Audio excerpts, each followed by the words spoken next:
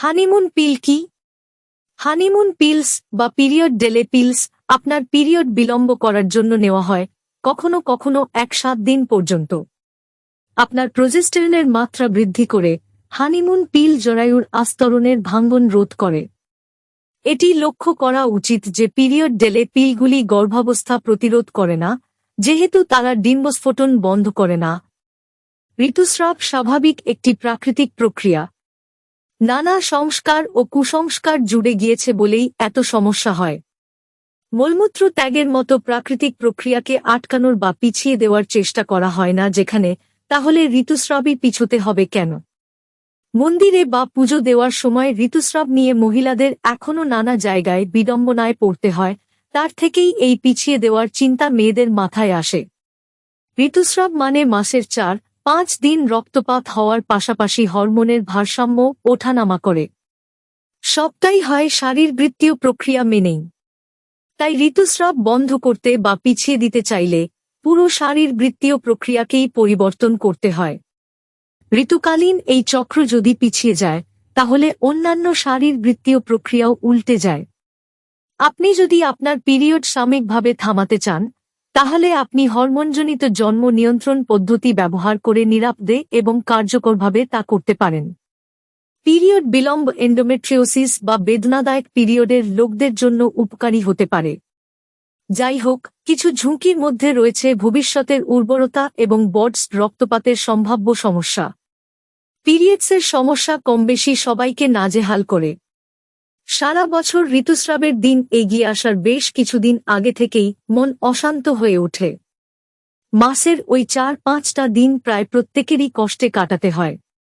ঘন ঘন mood swing, পেট কোমরের ব্যথা, অস্বস্তিবোধে কাতর হয়ে থাকেন মহিলারা। আবার ক্যালেন্ডার অনুযায়ী পুজো দরজায় করা নাড়ছে।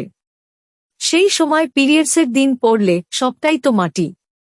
অষ্টমীর অঞ্জলি, দশমীতে মায়ের বরণ, পুজোয় রোজ নতুন জামার ভাঁজ খুলে পড়ার আনন্দ, কোনটাই তো হবে না ভেবেই মন অস্থির করছে। শুধু পুজো নয়, বেড়াতে যাওয়া, যে কোনো অনুষ্ঠানেই এই চিন্তা মেয়েদের মাথায় আসে। ক্র্যাম্প হলে তো পেট ধরে শুয়ে থাকতে হবে। তবে কি করণীয়? অনেকেই বিশেষ এই কদিন ঝোঁকবি ঝামেলা এড়াতে কিছু ওষুধ খেয়ে নিজের ইচ্ছে ও প্রয়োজন মতো ঋতুস্রাবের দিন পিছিয়ে দিয়ে স্বস্তি পেতে চান। কিন্তু তার কতটা বৈজ্ঞানিক যুক্তি রয়েছে সেটিও ভেবে দেখার বিষয়।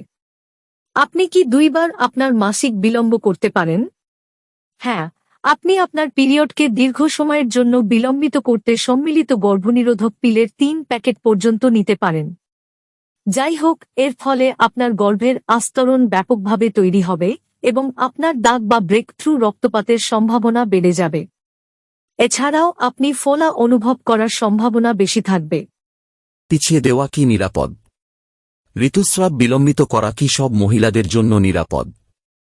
যদি আপনার ডাক্তার বলেন আপনার জন্য হরমোনজনিত জন্ম নিয়ন্ত্রণ গ্রহণ করা ঠিক আছে, তাহলে আপনার পিরিয়ড বিলম্বিত করার জন্য এটি ব্যবহার করা সম্ভবত নিরাপদ।